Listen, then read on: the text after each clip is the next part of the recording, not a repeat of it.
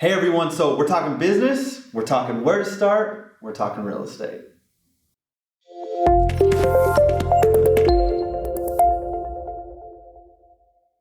Hey guys, so I'm Keith Anderson. I am team owner of the KP Elite Real Estate Company here based in Phoenix, Arizona.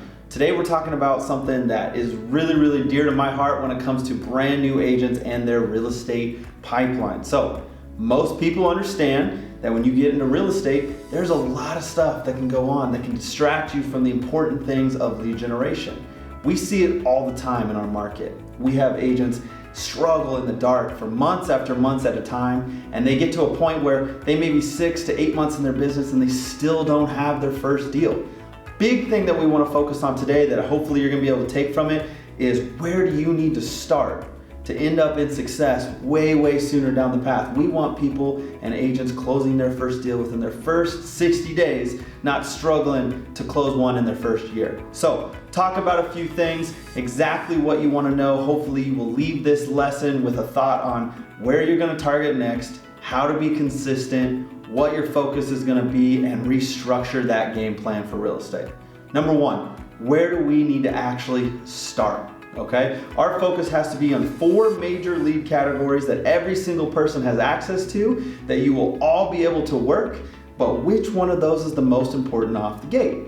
We have 4. 1, open houses. 2, referrals from both personal sphere and clients. 3, internet leads, the infamous Zillow, Opcity, and all pay-per-clicks, Google leads, everything that's out there. And then lastly, 4, past clients, which ends up creating listings and a lot of other things that we use all the time. So which one's the most important to start out with, and how do I grow that pipeline the quickest? Let's take you to step number 1, which will be open houses. A lot of us will be tempted to reach out to friends and family and try and generate as many personal sphere referrals as we can, which is great. But here's the thing, when you're first starting out, people don't necessarily trust you as a real estate agent. If you're a brand new agent out there and you're struggling and you're trying to grow your business, I'm not one to trust someone that's brand new in a field with a huge hundreds of thousands of dollars of an investment. So you got to start somewhere to establish some credibility that's going to carry you into your personal sphere, family, friends, and they're going to trust you with their business. So where does that begin? Like I said, it starts with open houses. There's an interesting window when it comes to the lead generation and evolution of an agent's lead pipeline. The typical open house will go into contract and close within 60 days. When you're a brand new agent, that's the process that you want to start on. And then when you finish up with your first few open houses, you're going to be generating clients that will carry you over. Area number 2 that we really want to focus on is internet leads. Internet leads are a great way to get in front of clients really quickly, right up front, and super fast. These are people you may never have met before. Some of these have referral fees and other items that you have to pay as such, but it gets you in front of a client you never otherwise would have gotten in front of. Zillow specifically, we have Realtor.com, Opcity, we have Google. These are all great sources to be a part of and be around, and they're a way so that you can build your pipeline long term. Now, from what we've seen, internet leads have a little bit different life cycle. As you can see here, they're gonna have up to 6 months of a turnaround time. Most people start their search online. So when they're online, they're looking for 6 months usually out in advance. If you think about your pipeline, open houses are filling up that void ahead of time. Internet leads step in after that 6-month mark, and you're gonna start to see them close and continue to work through. Item number 3 is going to be those personal spheres and referrals from your friends and family. Super important, they want to see you in for that first year. So you're going to see that arch show up 1 year after you really start your business. Typically, you won't see a brand new agent get those personal spheres. Your friend calls you up and says, hey, ready to buy and sell. That usually takes about a year for them to feel comfortable with your ability to actually stay in the business and continue to close business. That's when that pipeline starts. Now here's the thing that's really cool about real estate.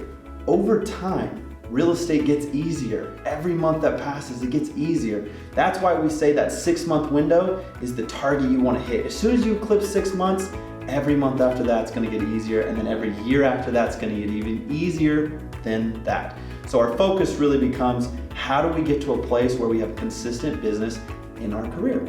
So to recap, we have open houses, 60-day life cycle. We have internet leads, 6-month life cycle, And then lastly, personal sphere and referral, we have 1 year life cycle. So while all 3 of those are going and you catch up to that year mark, every single one of those deals are going to continue pushing through over consistent time, and now you have 3 active lead sources generating business.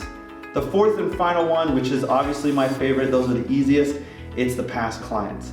On average, someone's going to buy and sell again with you after about 2 years. So it takes 2 years for that pipeline to really set in place and actually come back to you. And it's a buyer that you might have helped at an open house when you first started, ends up being a listing 2 years later and they're buying again. That's the full process of what you're looking at. After you've hit that 2-year mark, from that point on, you have all lead sources hitting all at the same time.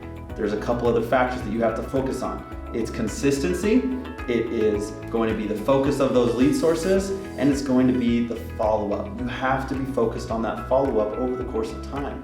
If you're not doing the correct follow-up through an entire lead cycle, you're not doing as much as you can to continue to pipe up those leads down the road. So that's the main focus in everything that we're doing when it comes to a life cycle of a lead. You start with open houses, you add on internet leads, and you add on those personal spheres, and then you finish up closing out those past clients, and you're gonna have an established pipeline of leads to carry you on for years and years into your career. Awesome, guys. We'll see you next time.